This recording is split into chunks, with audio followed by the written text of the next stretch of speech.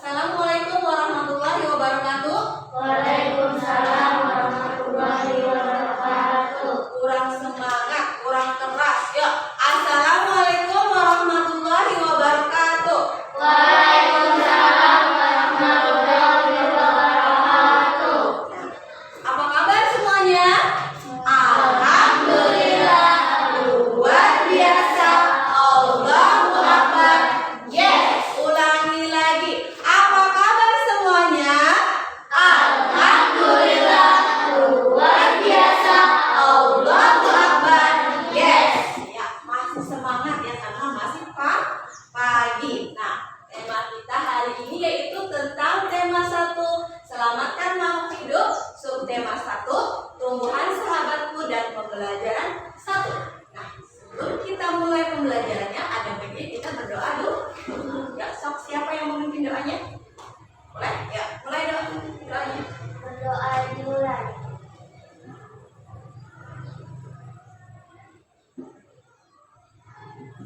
Berdoa selesai.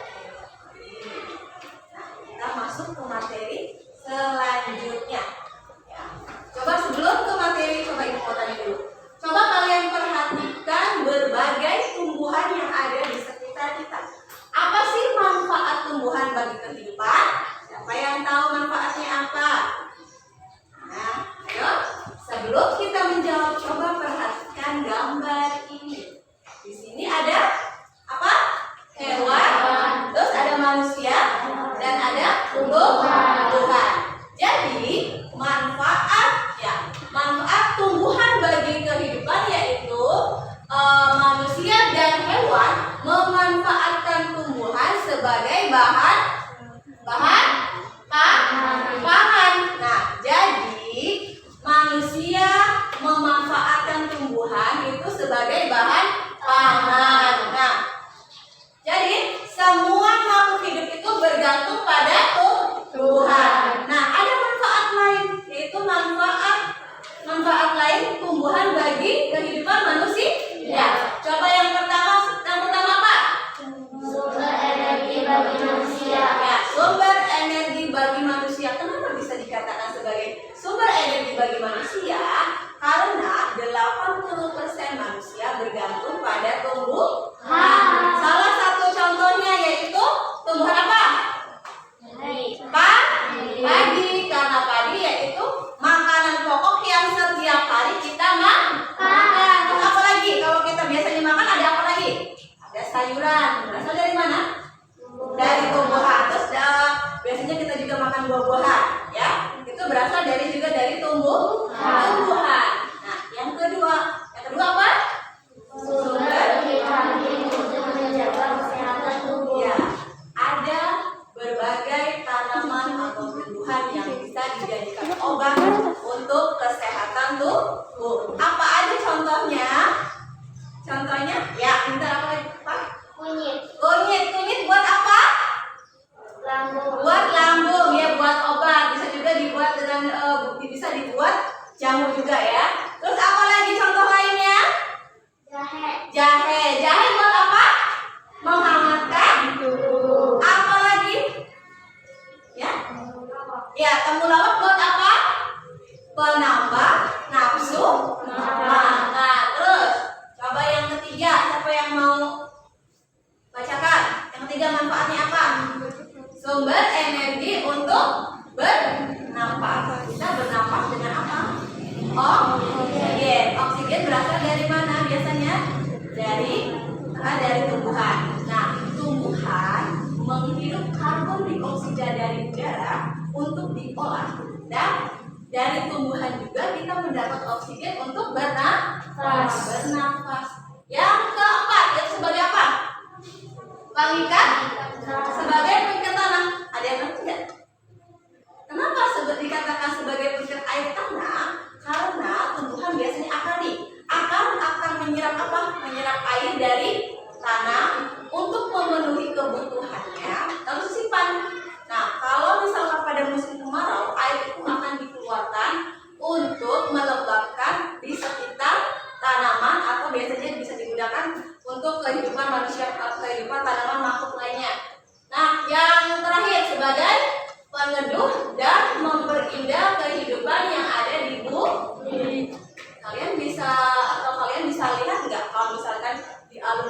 banyak pohon-pohon yang rindang. Ya, itu biasanya digunakan untuk berteduh dari terik matahari ataupun hujan. Ya, biasa pernah lihat kan? Biasanya di alun-alun kan kalau banyak pohon yang gede-gede itu biasanya digunakan sebagai peneduh. Nah, terus untuk memperindah kehidupan yang ada di bumi, contohnya apa? Yang biasa ada di rumah atau biasanya ada di sekolah-sekolah nih. Namanya tanaman apa? Tanaman hias. Pinter, namanya tanaman hias. Nah, selain itu juga, nah kita malah masuk ke materi yang selanjutnya tentang jagung. Nah, tentang jagung, boleh dilihat bukunya tentang jagung. Nah, jagung merupakan salah satu bahan makanan pokok yang digunakan di berbagai negara, termasuk kita negara apa?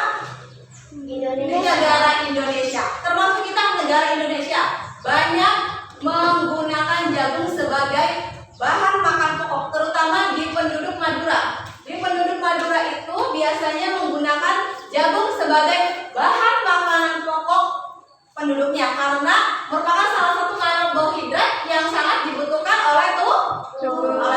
Nah, bagaimana sih cara jagung berkembang biak? Nah, awalnya jagung itu berubah dari biji. Nah, biji jagung itu nanti akan ditanam selama 3 atau 4 hari akan tumbuh bakal tanaman. Nah, secara berhari-hari setelah berbulan-bulan selama 3 atau 3,5 bulan maka jagung itu bisa dipanen. Nah, kita lihat di sini. Ini namanya buah jagung. Sebelum menjadi buah jagung ini awalnya adalah sepuntung bunga. Nah, coba kita lihat di sini. Bunga jagung memiliki helai-helai rambut. Tahu nggak helai-helai rambut? Nih, seperti ini. Ibu kasih contoh. Ini namanya helai-helai rambut jagung. Nah, helai rambut jagung pada bagian ujungnya di sini. Pada helai rambut itu terdapat tepung sari. Nah, tepung sari itu akan terbang, terbawa angin ketika angin bertiup. Tepung sari yang terbawa angin sebagian besar akan jatuh ke bagian bawah bunga pada pohon jagungnya ini. Nah, bunga jagung tersebut terus berkembang hingga menjadi buah jagung. Perkembangan itulah yang dapat kita amati dari waktu ke waktu. Buah jagung yang siap dipanen ketika rambut akan berwarna kecoklatan. Ini sering kan kita lihat jagung yang itunya helai-helai rambutnya berwarna coklat. Itu menandakan bahwa buah jagung itu sudah siap dipanen. Nah, yang kita biasa makan itu namanya biji jagung. Nah, perkembangan jagung ini bisa dikatakan sebagai perkembangan apa? Generatif. Apa itu generatif? Perkembangan secara kawin, ya. Perkembangan secara kawin. Ada macam-macam perkembangan generatif. Ada, coba siapa yang tahu tanaman yang berkembang biak secara generatif? Ada apa aja? Padi. Terus buah apa yang bau tuh? Yang menyengat? Durian. Apa lagi? Pohon jambu. Apa lagi? Satu lagi. Buah Indramayu. Buah apa? Mangga. Itu adalah salah satu contoh perkembangbiakan secara generatif atau secara kawin. Perkembangbiakannya dengan cara penyerbukan atau pembuahan. Nah, kita ke sini ke bagian-bagian bunga. Coba kalian sebutkan apa saja sih bagian-bagian bunga ini? Yang pertama apa? Terus apa lagi? Terus?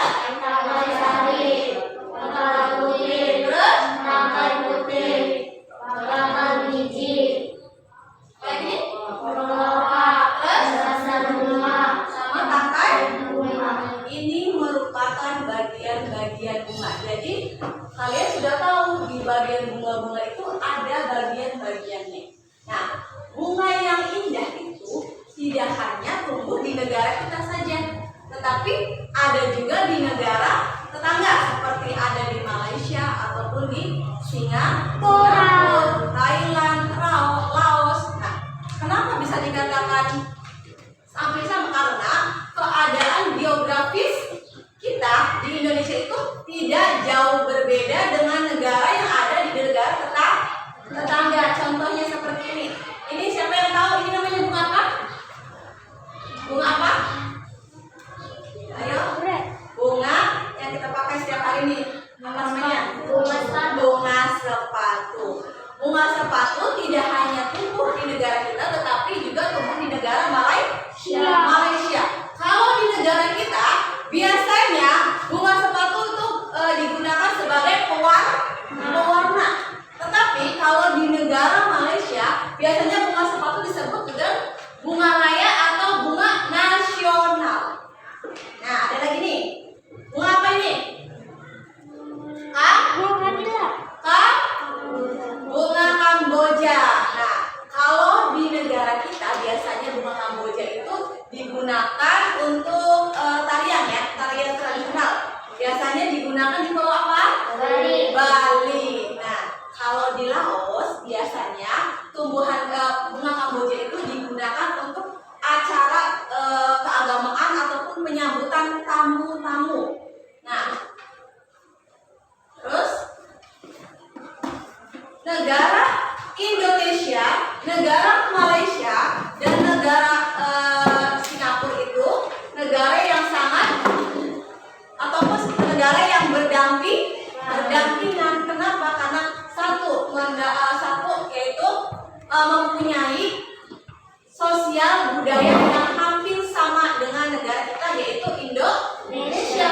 Maka dari itu banyak negara-negara lain yang bergabung dalam suatu organisasi yang disebut dengan ASEAN. ASEAN. ASEAN adalah organisasi yang mencakup negara-negara se-Asia Tenggara. Coba siapa yang tahu 10 negara yang termasuk organisasi ASEAN? Ada negara apa saja? Terus? Malaysia. Terus? Brunei Darussalam. Ya, terus?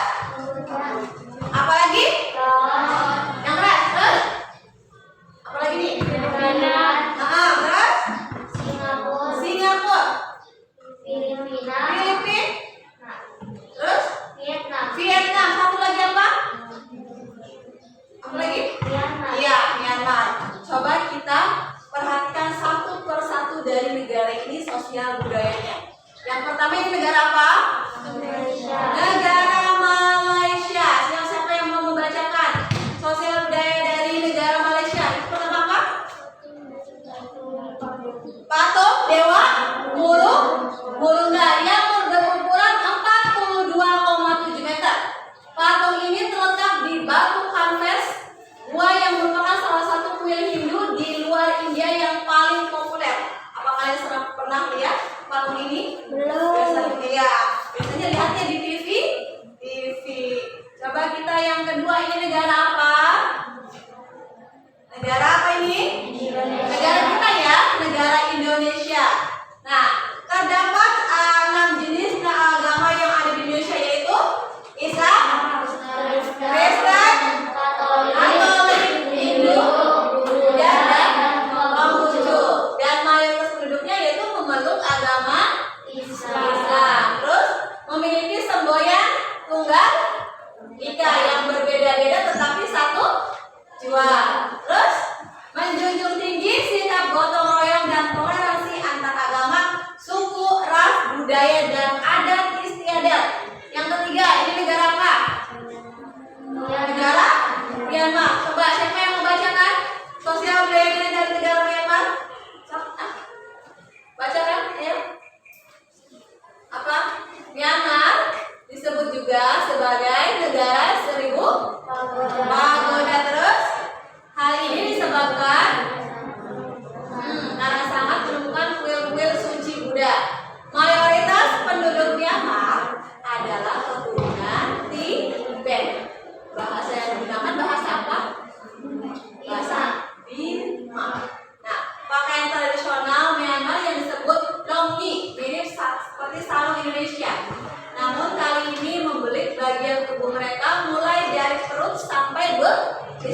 tidak jauh berbeda dengan Indonesia ya. Kalau di Myanmar juga banyak menggunakan sarung sebagai pakaiannya.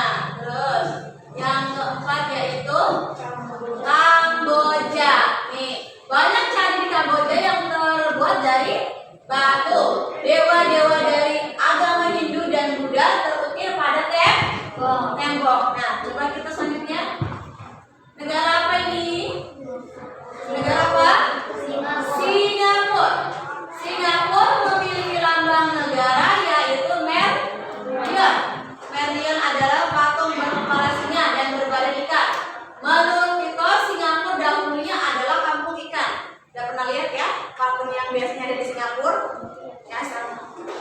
Terus, kampung ini bernama Tamasek yang berasal dari bahasa Jawa yang artinya lautan. Singapura berasal dari Sanskerta yang berarti kota singa. Makanya kenapa di patungnya itu terdapat patung singa yang memanculkan air. Nah, selanjutnya ini negara apa? Vietnam. Nah, di negara Vietnam ada salah satu permainan yang sangat terkenal yaitu permainan menangkap jagung.